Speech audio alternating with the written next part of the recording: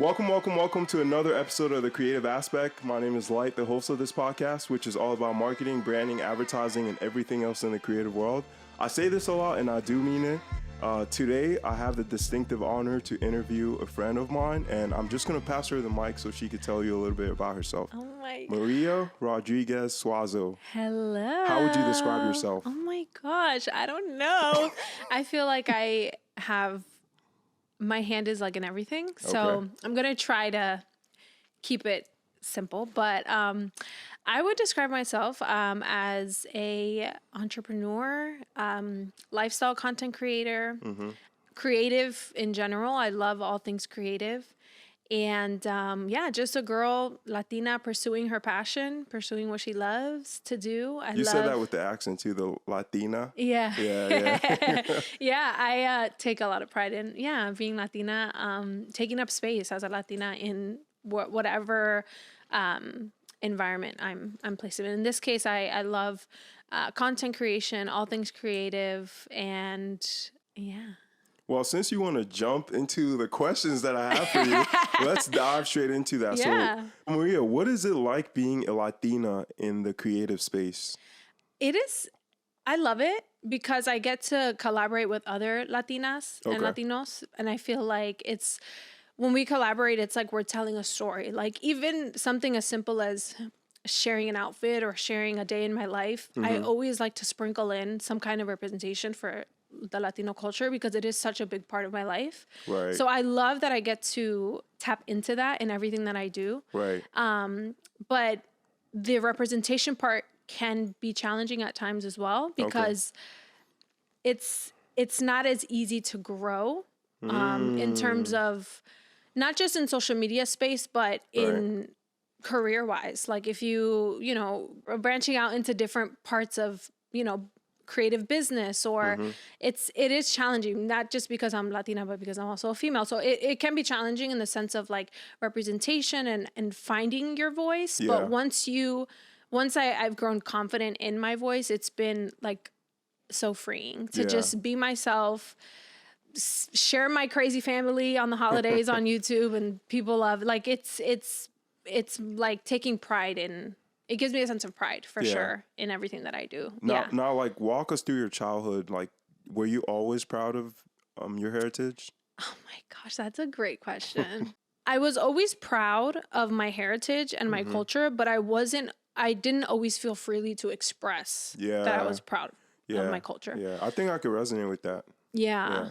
And I think that definitely growing older, I learned to find my voice in my culture and learn that it's okay to have a voice and to take pride in being Latina, because part of what made me feel like I shouldn't be proud is that I was born here. So technically, like, I am Latina, my blood is Latina, but I was born in the US. So like, I see. That whole idea of like, because I was born in the United States, I wasn't born in the thick of it in Honduras, where my family is from, but I claim Honduras and I claim, my Latino culture because I grew up with, Hispanic parents, Hispanic cousins. Like my sister was born in Honduras. So all of our other siblings were born here. So it's, I feel like that because of that, it almost made me feel like, can I be proud? Can I be this proud? Like, I know I can be proud, but can I be this proud? Right. So it was always kind of like, finding that balance. And now I think I've definitely grown to be at a place where I'm Latina and proud. Yeah. Like I am. Yeah. It is who I am. I mean, the thing is, like, you'll always be too much for some people. You'll always be just enough for others. And then for some, you'll always be not enough. Yeah. You know what I mean? Like, even within my friendship, there's a lot of people that are like, you're not African enough. Wow. Because I've been in the U.S. for the longer part of my life. But I'm just like, yo, in my situation, what does being Togolese look like? You know what I mean? It doesn't have a face to it. So as long as you're proudly representing your, your background, that's what matters. That's facts. Were you born here? Sorry, No, you can ask the question. Look, this is Maria. I'm sorry. I'm a co-host today. Exactly. Were you born here? No. I came to the States 2001. Oh, okay. Yeah. Oh, wow. Yeah. So it's like 2/3 of my life has been here. So it's kind of, sometimes it feels like there's a disconnect. But when you look at it internally, the disconnect is coming from you. Yes. You know what I mean? Because like you represent it in a different way than others, and that's okay. Yeah. And that's what life's about. I feel like it's about constantly evolving and finding your voice. And sometimes that looks like, having to grow in pride in certain areas of your life that before you weren't super proud of, Right. It's a journey. Yeah, for sure. So I do want to talk about your husband, your spouse, because I see you mention him a lot in terms of how he helps you with content creation and the support. So can you speak to that? Eric, we're giving you a shout out right now. Yes, I love you. Eric is, okay, so he always says this, and I always tell him, like, babe, everybody's creative. Like, I am a strong believer that everybody is creative. It's just learning your niche, learning, training your creative eye to, to basically train yourself, right, to be a creative. But he always says, like, whenever I tell him that, he always says, like, I'm not creative. But he is. Little does he know, he is very creative. But the way that he plays a part in my content creation and my like social media platform, he helps me shoot photos and things like that. Like, practically he helps a lot. Yeah. But I think more so what he helps with is my mental and emotional being. Yeah. Like, Eric will never, like, not that I've tried, but he keeps me grounded. Yeah. So he'll never, like, let me go in front of a camera and, like, fake it. Like, pretend like I'm, like, super happy if I'm not in the best mood. That. Or he'll this was when I first started YouTube, okay? Like, when I first got, listen, yo. This is the reality. Here, so go ahead. Started with, I wouldn't say when I first started YouTube, but when I got one of my first brand deals, I had mentioned how much I love this product. I'm not going to say what product it is, but I mentioned how much I loved it. And I literally had to cut him out asking me, when did you start using that? Dang. Because I had just started using it like a few days ago, but I did love it. Right. But as a consumer, like, when you hear somebody say, like, I love this product, you think, like, oh, they've probably been using it for months, because how can you know you love something so, so fast? Right. So things like that, like, he really keeps me grounded in the sense of, like, he doesn't let me be something I'm not, or like. That's beautiful. Like, what's the opposite of authentic? Like, he doesn't let me be in that. Fake. Right. Yeah, fake. I guess, yeah. Like, he makes sure that I'm constantly grounded, constantly authentic.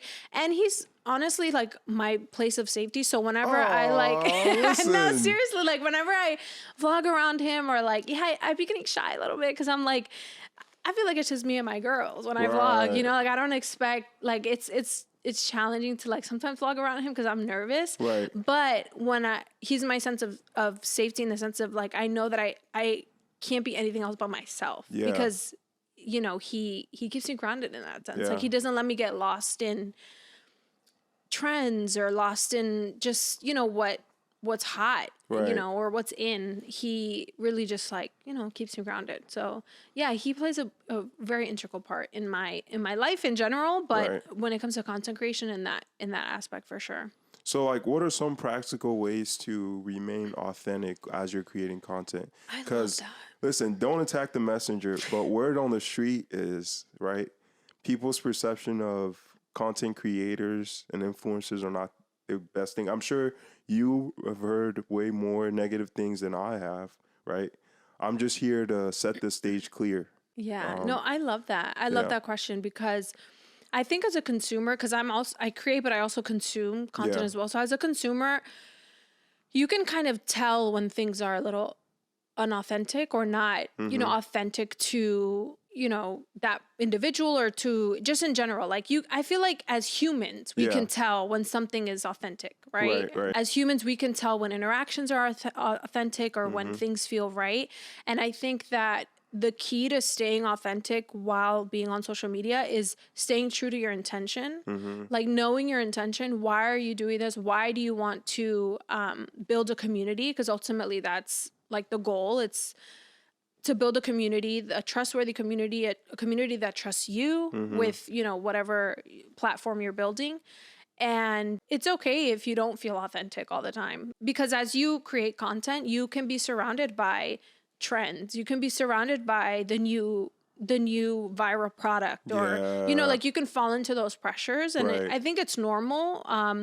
But I think that once it starts affecting your authenticity, it's okay to take a step back and be like, I really need to check in with myself. And like, what is my intention behind this? Like, is this truly who I am? Because as humans, we go through waves, right? Where we're really feeling ourselves. And then waves where we're like, why am I doing this again? Like, I mean, I feel like I go through midlife crisis like once a year or more, where you kind of think like, what is the purpose of life?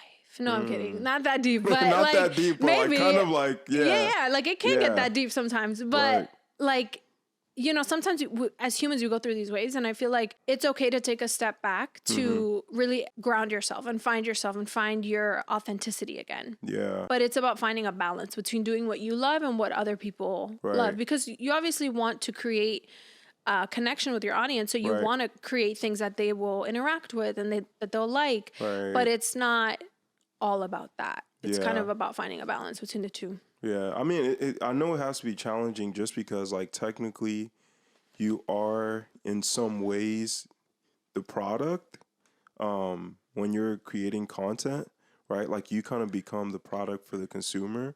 And it's very easy in our culture. If you don't like something, you're just like, oh, I don't like it, and then rant about it. But then in this regard, it's a human being, right?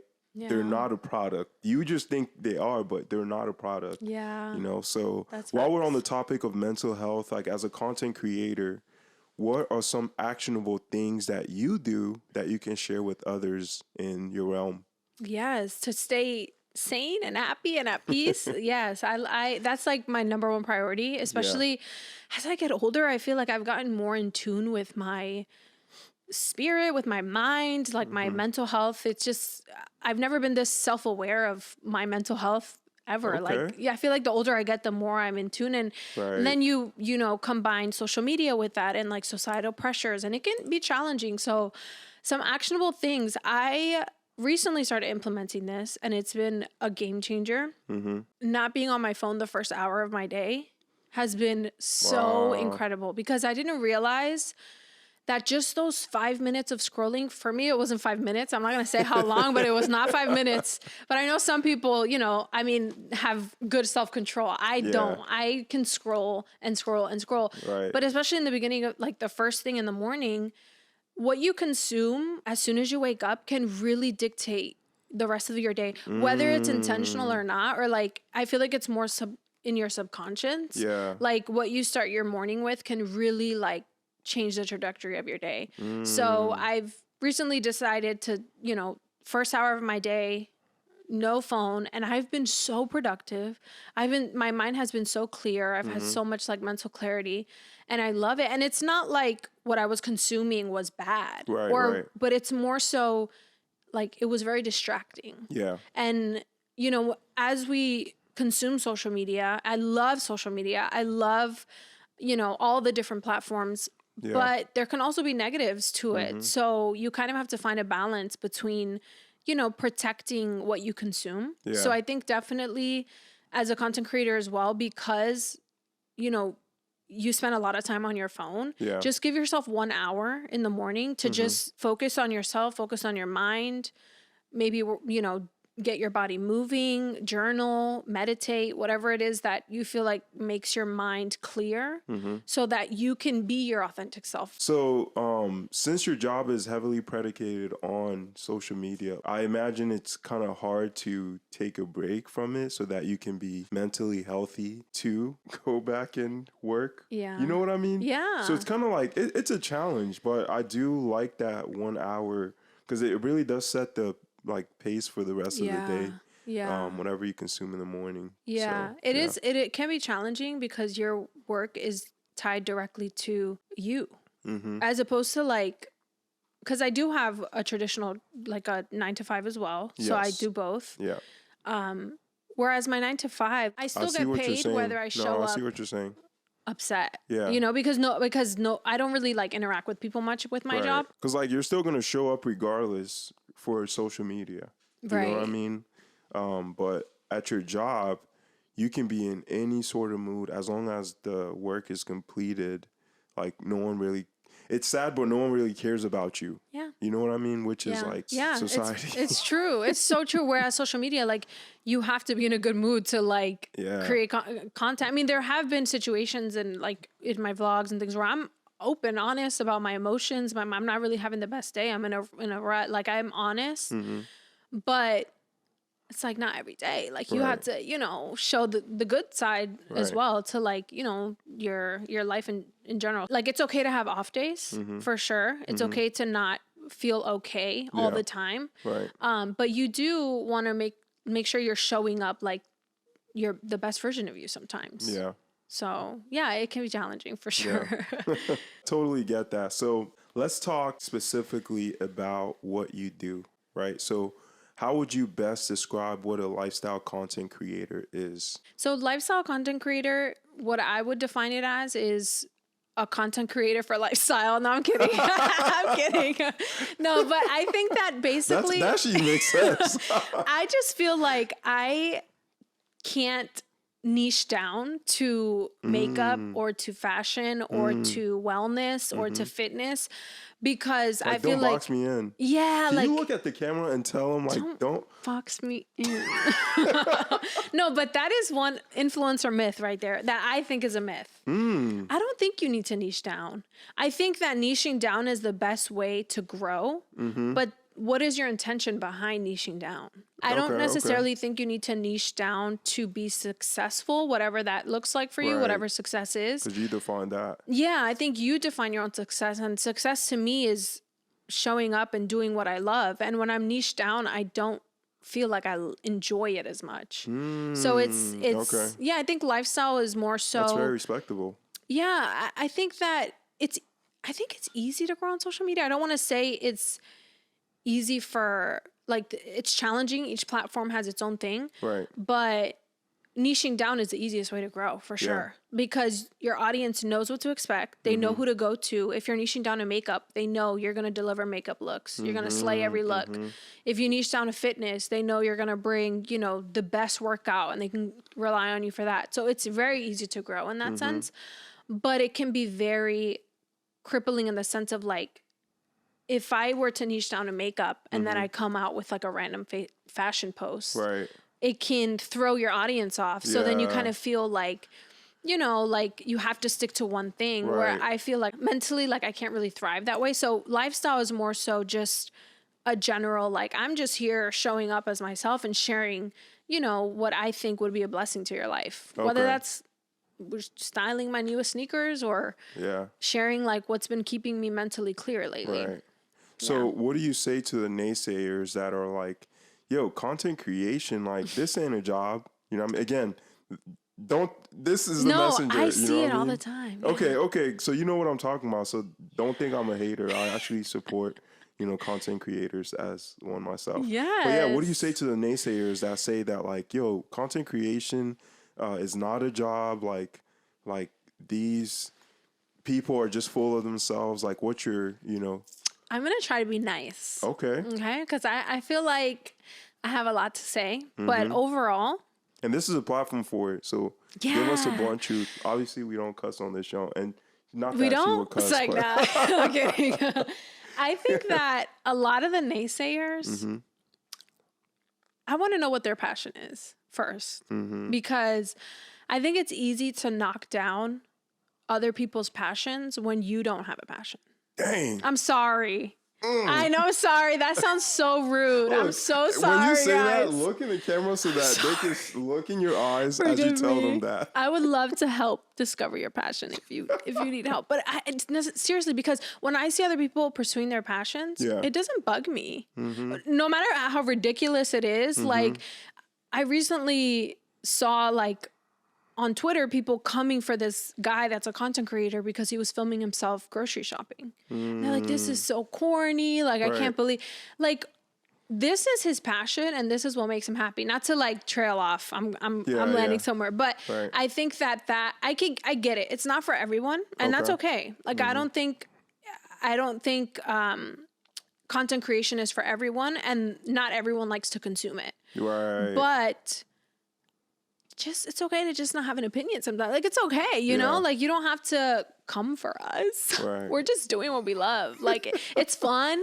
It gets our creative juices flowing, you know? And we ultimately are, in my opinion, like, it's not like we're flaunting this lifestyle. We're just trying to relate to people, you know, and trying to create a community of, in my sense, like, I'm trying to create a community of women that are, you know, like, thriving together. We're all growing. We're all hitting the gym. We're all loving, like, wellness. We're all just trying to thrive. Yeah. And to me, it's motivating to me to see other people, you know, on track and with their lifestyle, whatever it looks like. And I love getting tips and consuming other content creators for what's helping them. And it's just, ultimately, it's about creating a community. So when you see somebody outside with the tripod, shooting photos or just let them live their life. Like, they're not harming anyone, you know. I get maybe it's not your cup of tea, but I just think that we just got to let people do what they love. Yeah. Because life is short, and you just have to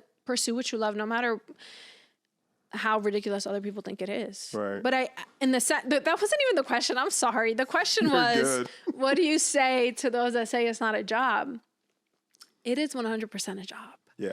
Like, the opportunities that are on social media with content creation are endless. Like, there are so many opportunities, and there's not just to capitalize off of it, but again, to create a community. Like, it is a full-time job. Yeah, for sure. That is very interesting. And that's a perspective that I don't think I fully comprehend in myself. And I think a lot of times, I think the disconnect also is, people are trying to understand what should be off limit in terms of sharing, right? Could you speak to that?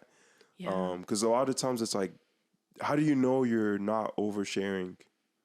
Oh my gosh. Yeah, that I get it. Yeah, that I could see.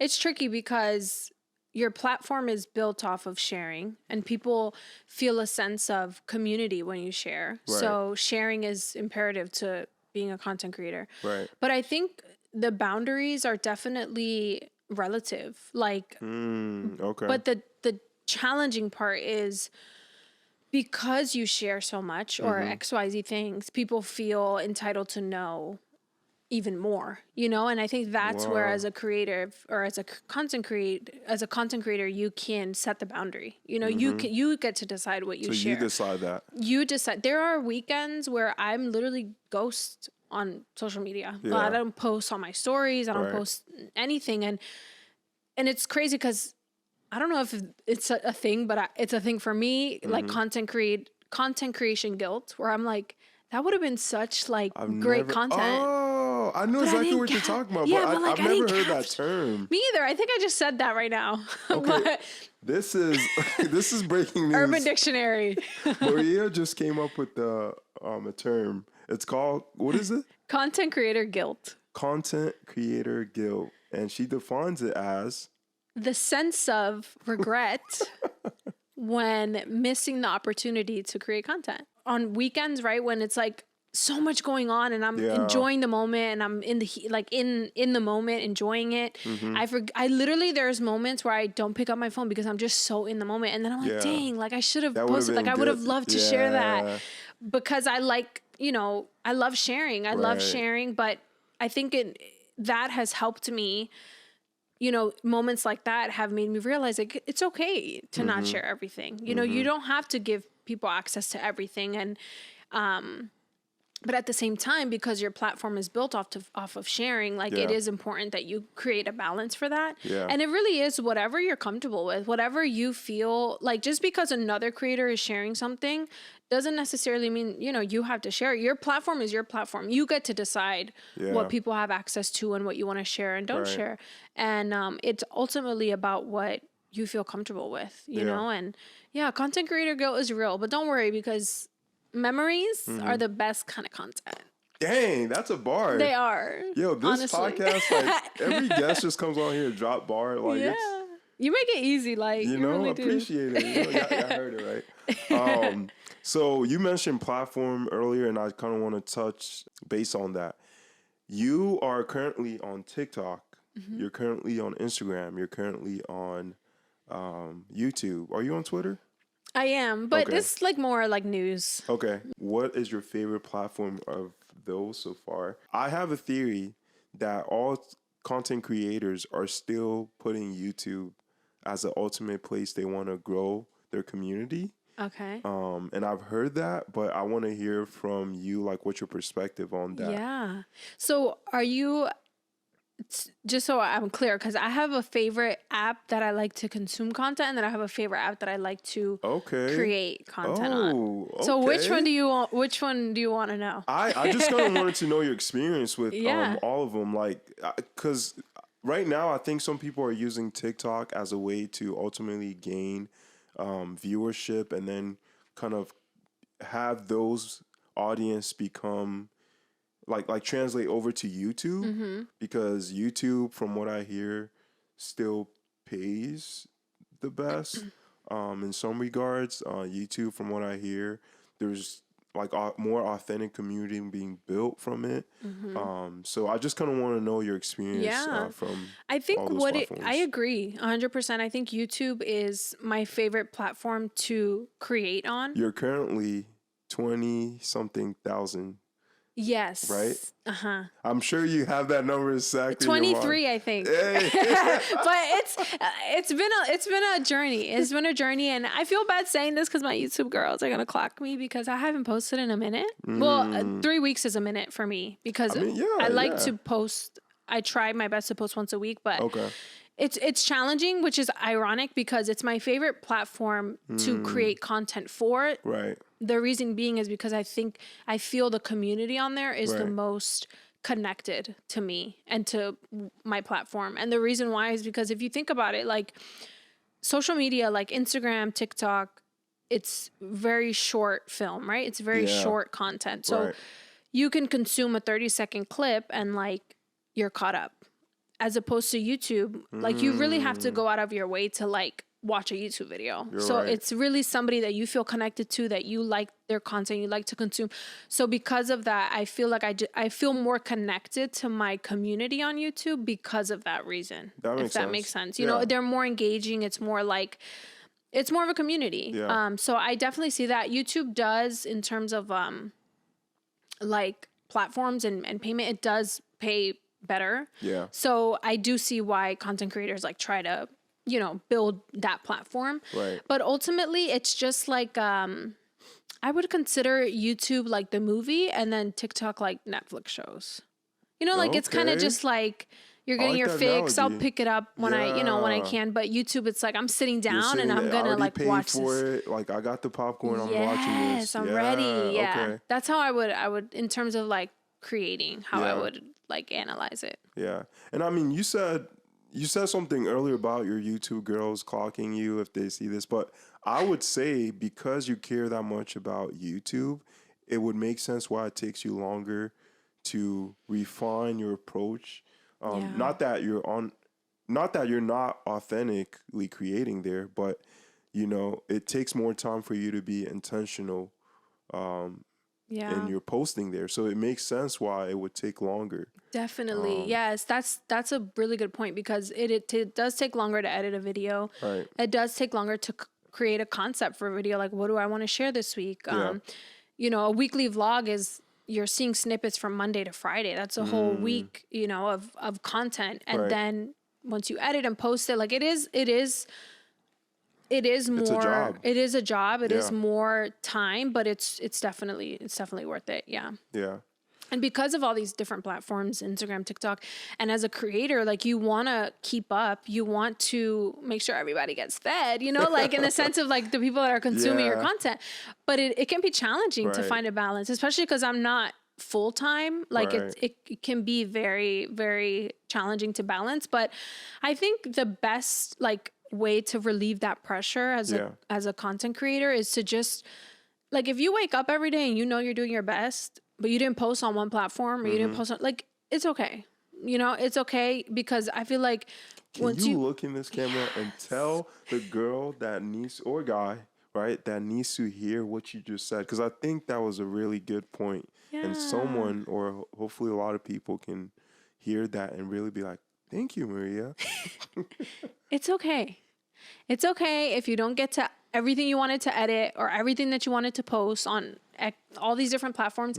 It is so much to keep up with. Yeah. And I feel like if you're constantly trying to keep up with the trends or constantly trying to keep up with, you know, posting so much, I feel like that's the easiest way to burn out, because you're just overworking yourself. Yeah, you're lost. It's okay to take a step back, and your community will understand. Like, your community will know, like, okay, she's taking a break to, you know, regroup, but she'll be back. Like, she'll be here. Because they should be there for you as a person before what you have to put out. Exactly. You know, so. Before, I used to post to stay consistent, which is good, because it's your job. You want to stay consistent. You want to, you know, make sure you're creating content consistently. But I've recently shifted to posting when I feel good. And because the last few months have been challenging, like, it hasn't been the easiest to create content and to post because I'm not feeling the best. Right.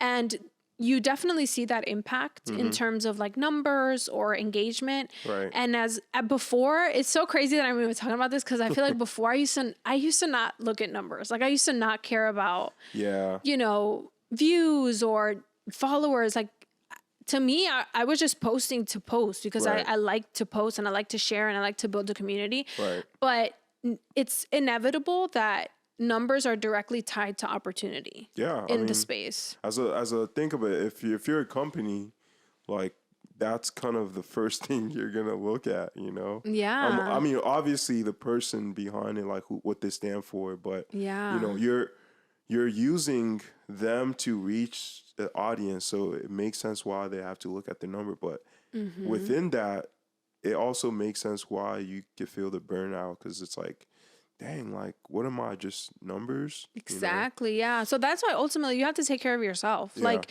it's okay to take steps back, even if it means an impact in numbers. Like, what ultimately matters is that you love what you do. Right. You love yourself, and you're sharing things that you love, because like, you know, if you fall into that constant pressure, you can find yourself sharing things that you're, like, just to share, just because you said you need to post 3 times a week. Like, I'm just going to post this, 'cause, you know, like, it can get a little bit challenging. So just make sure you're prioritizing your mental health, your heart, your mind, like, and you're doing it because you love it. Yeah, I love that you said that, because I think there's a little girl out there that is listening to this, and on the outside, it might, you know, they might even follow you and be like, Maria's so polished. Like, she probably has a system set in place, and, like, she's able to pump out content, yada, yada, yada. But I love that you're kind of sharing the behind the scenes, that, like, things are not always as sweet as they appear, but that it's okay also, you know, because I think for the most part, it's like social media is curated, right, to what you want put out there.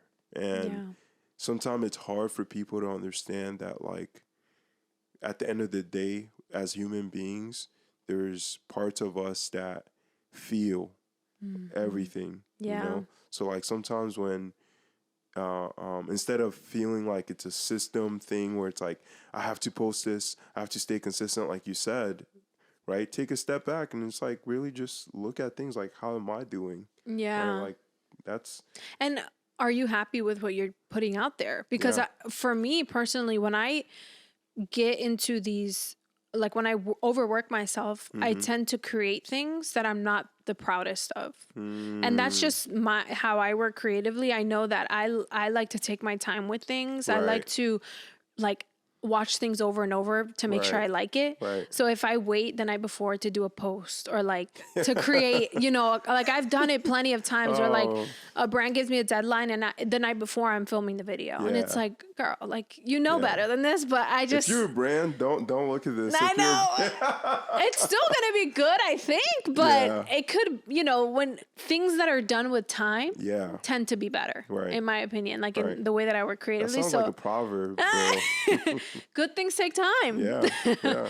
So I think that it's best to just do it at your pace, whatever that looks like for you, because I do have peers that can pump content out and it's fire and like daily, weekly, like it's consistent. And I'm sure it takes time to build that. So it's all about just kind of learning how you work and how you operate creatively and just making sure that you don't overwork yourself because, you know, quality over quantity. Right. Let's talk about the realm of micro-influencing. I've noticed a shift towards that as kind of like the preferred method for a lot of brands. Yeah. I'd say like over the course of like almost the last 10 years.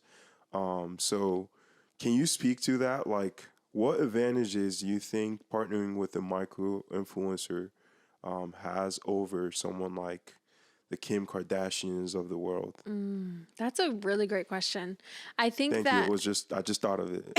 For real? Yeah, for real. No, I love that question because I think that the biggest advantage or one of the advantages is relatability. Like when I look for products that I want to buy, if I'm on the market for a Christmas tree or if I'm on the market for, I know that was random, but it's because I was just on the market for a Christmas tree. And I tend to go to like TikTok, Instagram to see like, you know, how other people sell Christmas trees and all that stuff.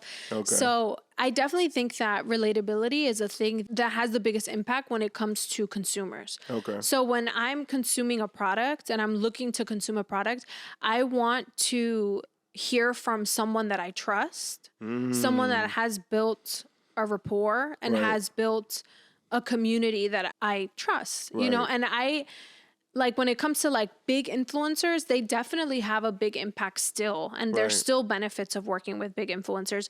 But I think on the micro level, people are just kind of over being sold product after product after product. And so when I see a micro influencer sharing something, it's because I know that they genuinely love it. I feel like we're more so like, we're still growing in the space and we're still developing. We don't want anything to threaten our community because we're working hard to build a community. And so I'm not going to, you know, wave a product around just because you're paying me, because I care for my community. I'm not saying big influencers don't care about the community, but it's hard for a big influencer to connect to 4 million people or however many people are following them. Like it's just impossible to like keep up with, you know, with that many people. Whereas a micro influencer, you like, I recognize usernames. I can see, I know like who supports and who like I love the community. And so I'd never want to say like, girl, get this shampoo when it's like, it's thinning my hair, but still get it. Like, no, I think, the relatability, like I can trust, you know, my peers. I can trust the fellow micro influencers are the ones that I follow because either I've tried a product of theirs before and it didn't fail me. And granted, products work differently for everybody. So just because somebody offers it, you know, doesn't mean it's going to work the same or you're going to love it as well. But it's all that, the relatability, the trustworthiness. I wish micro influencers were around when I tried that shampoo. That's why I'm almost bald now. No way! Wait, what happened? Story time. So this influencer, I'm not going to say their name. They told me about, or they, you know, advertised this product. Wow. I thought it was good for your hair. Got it, and that's why I'm almost bald now. And I totally just made that up. Oh my gosh! I was like, you need to tell me they're after this. No, it's just genetics. Oh my gosh, Light, that's funny. But it happens. People are vulnerable, and that's what you have to protect that. Like you have to protect people's vulnerability because they're trusting you. Like if I'm giving somebody a platform on my, not to like make this all deep after you shared that, but it's true. Like people can be vulnerable. I'm glad you weren't that vulnerable. No. But it can happen. So that's why, like, as a micro influencer, I feel like we're like extra cautious because we don't want to steer people the wrong way, you know, because we're building right now. And it's not to say that we're going to do it later, but like if you build authentically now, it's going to be more sustainable. You know, you're going to have you're going to have a more sustainable platform. Yeah. Right. For sure. So speaking of relatability, being able to use your cell phone, right? The theory is that when you look at a video that is shot nicely with the glamorous lights, with the expensive cameras and all that, subconsciously you feel like you're being sold to already. So there's a disconnect in terms of being able to relate to the content creator, right? Yeah. But when you see a cell phone shot and someone in their bedroom or kitchen or whatever, it's like, oh, like that's my homegirl, like that's my homeboy. So on that topic, one of the things that people often say to kind of discredit themselves from pursuing content creation is I don't have the tools available, right? So in 2023, soon be 24, do you think owning like professional camera gear, mics and all that, lights, do you think that's a necessity to being a great content creator? No. No, absolutely not. I think that now with iPhones, especially the iPhone, what number are we on? The 15. 15. Yeah, That's crazy. I don't Yeah. have that one, but if I had the 15, I would even more. Hey, like Apple, you hear that? I know, like even more. You don't need it. Like I've seen, it's crazy what like how they're progressing. But no, I think that especially because content creation is like what you create. So whatever way that you create is, you know, you determine what content creation looks like for you. And I think that the lights and the cameras, it's more so like the gadgets to have fun with. And for me personally, like I like to play around. I like to learn how to use different cameras. I like to use different like, you know, editing techniques and things like that, but it's not necessary. Right. I think that what is more necessary is being authentic. Yeah. You can pick up a iPhone, do an outfit video or a makeup video or a day in my life. And as long as you're being authentically yourself, like you're building something authentic. You don't need like the fancy camera and all that.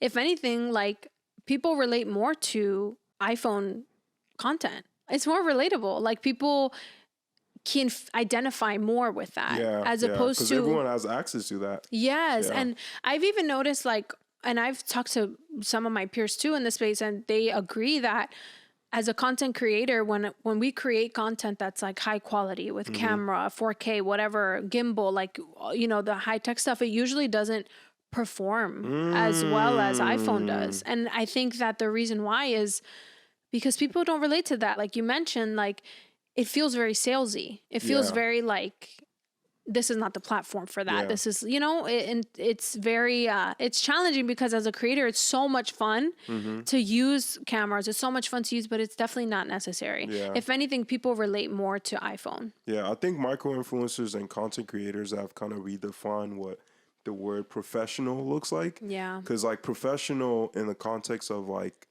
a corporate might mean the glamorous lights and all that. Obviously, if you're a film company, it definitely means that. Yeah. The amount of creative things you can do with the phone is just mind-boggling, you know? Crazy. And I love that, you know, being a lifestyle content creator yourself, like you can speak and attest to that, you know? It's like whatever you can use your tool to create, ultimately that's what matters, not the tool exactly. Yeah. You know? So let's switch gears.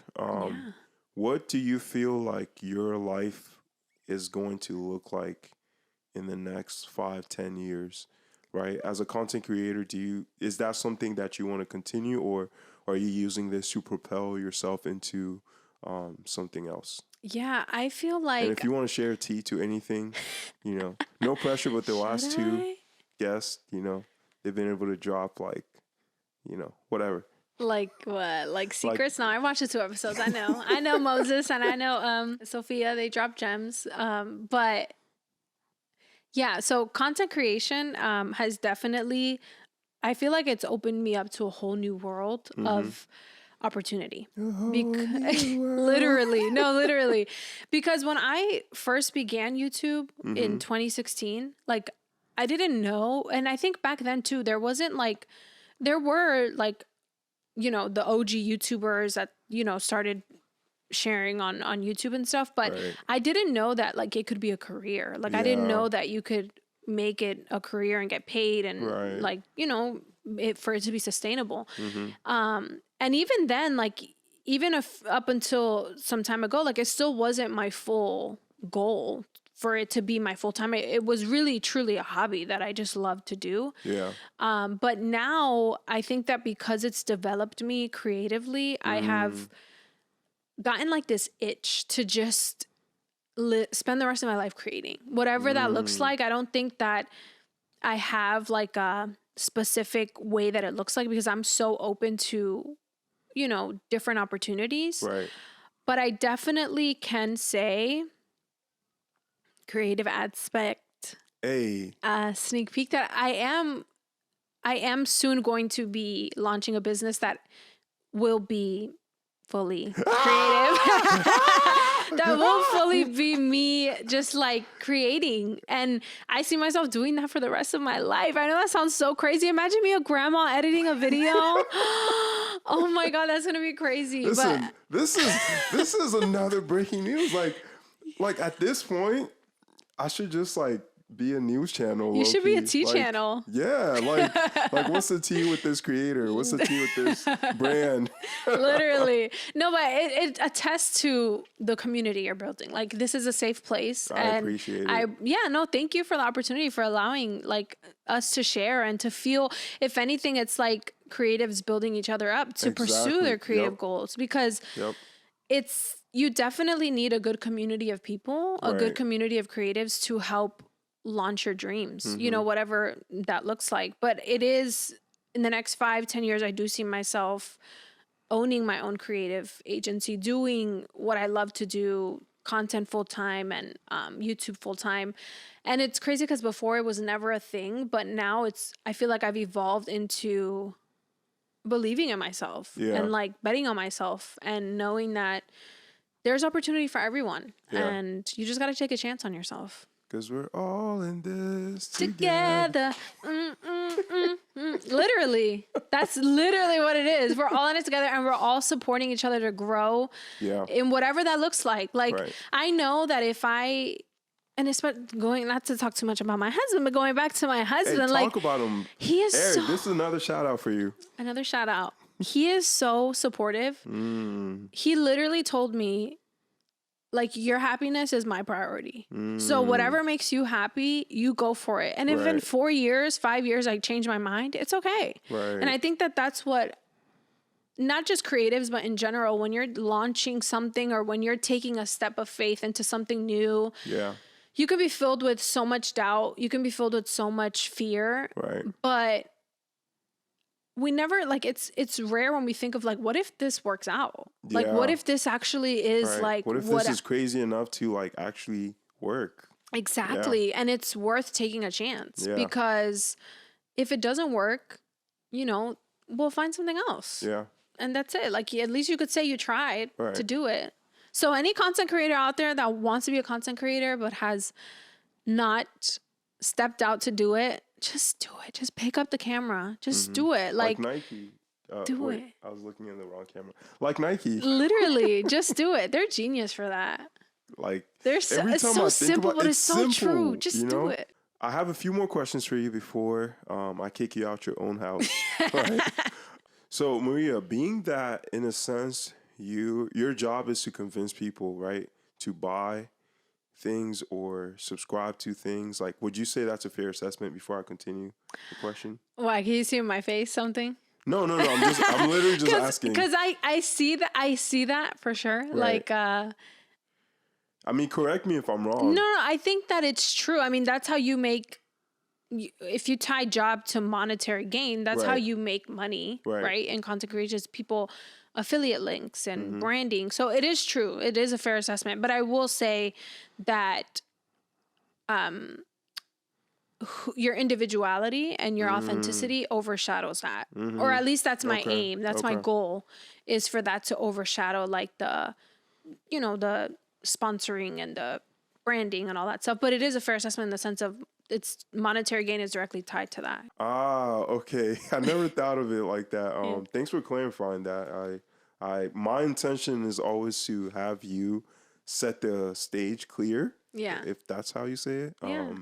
But the question I wanted to ask in terms of that is like, in your perspective, what can brands do better to sell products, right? Knowing that you play a unique position in that you're able to connect the consumers to like the brand and what they're selling. What can you tell the brands to do better?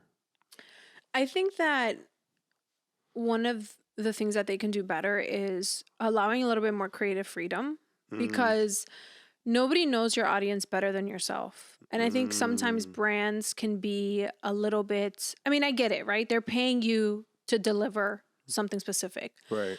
But sometimes the deliverables that they ask for might not be authentic to your community. And so it might not give them the results they're looking for. Right. Because, for example, some brands require or request dedicated videos. Okay.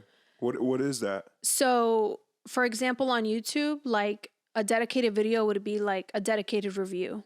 Like if they send you specific product. Yeah, so like if they send you like a vacuum or something, right, they want you to make a video on that vacuum. Okay. Whereas my audience, like as a consumer, it's a bit more relatable to just consume the vacuum as you're using it in a clean with me video, or like, a casual weekend in your life, or, whatever it looks like. With some brands, want a specific dedicated video, but doesn't necessarily reflect well with your audience, or doesn't relate well.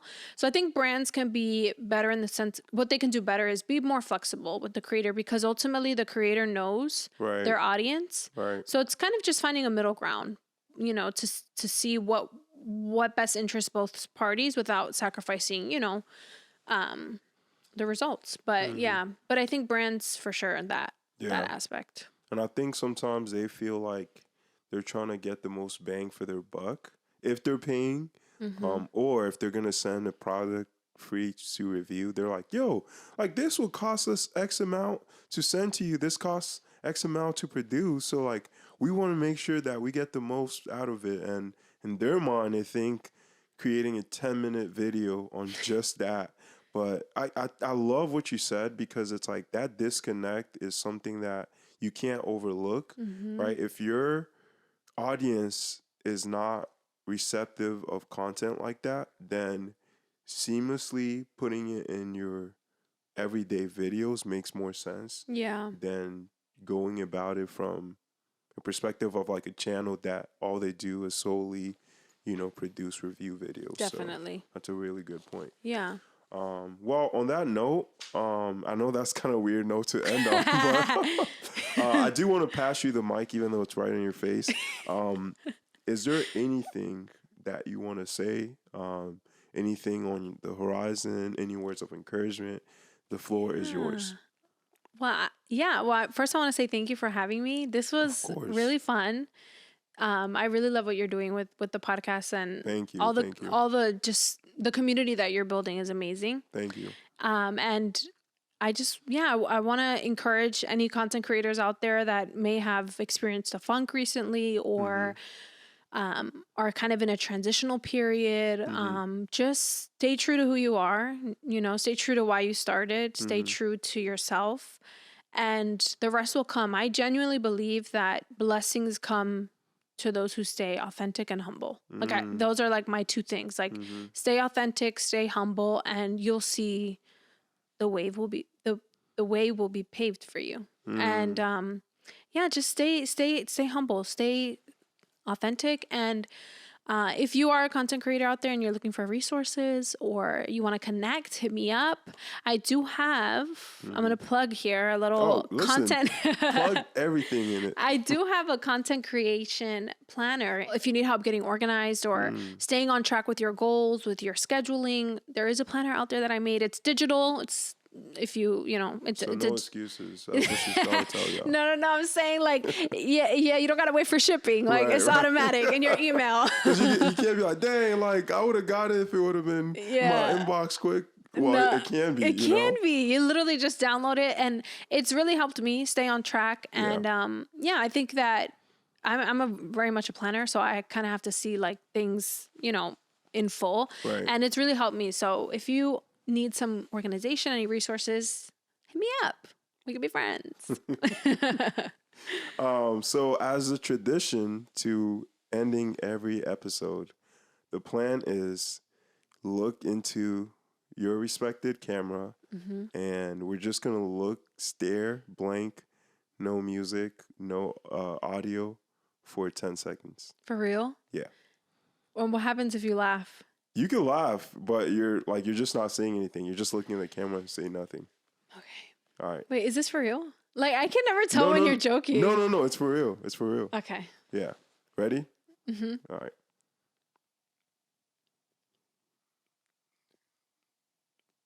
Wait, am I supposed to be smiling? You can do whatever.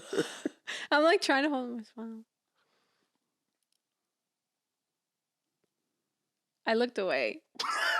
Sorry. Well, that's I'm another episode. Sorry. I looked away. I can't follow instructions. You're fine. The whole point of it's an exercise, so you could be like, it's intentionally trying to be awkward. Oh, that's the whole I do horrible. I do horrible with silence because I don't like silence. So I'm so sorry. That was so awkward. But that was perfect because like there really is no way to properly do it. Yeah. You know what I mean? Oh my gosh, that's hilarious. Thank you so much, Maria. This has been another episode of The Creative Aspect, a podcast all about marketing, branding, advertising, and everything else in the creative world. Today's guest was Maria. Go check her out. I'll probably link her information somewhere where you can find it. But yeah, that's it. Peace. Bye, guys. See ya.